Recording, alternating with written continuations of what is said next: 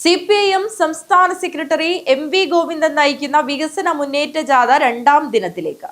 പൗരപ്രമുഖരുമായുള്ള കൂടിക്കാഴ്ചയോടെയാണ് രണ്ടാം ദിന പര്യടനം ആരംഭിച്ചത്.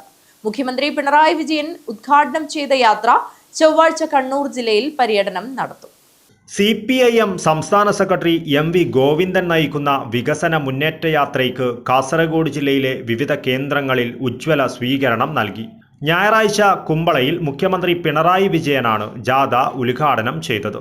സർക്കാരിന്റെ വികസന നേട്ടങ്ങൾ ജനങ്ങളിൽ എത്തിക്കുക, ഒപ്പം തെരഞ്ഞെടുപ്പിന് അണികളെ സജ്ജമാക്കുക എന്നതാണ് ജാഥയുടെ പ്രധാന ലക്ഷ്യം.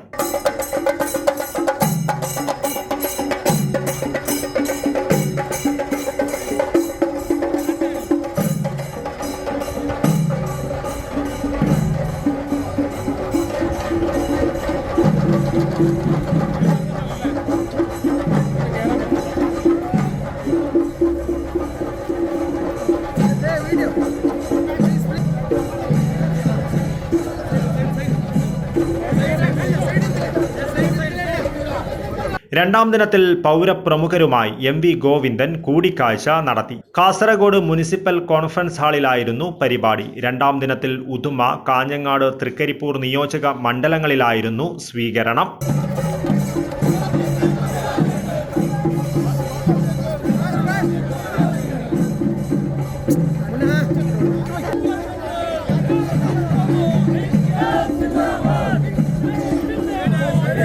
കാസർഗോഡ് ജില്ലയിലെ പര്യടനം പൂർത്തിയാക്കി ജാഥ ചൊവ്വാഴ്ച കണ്ണൂർ ജില്ലയിൽ പ്രവേശിക്കും.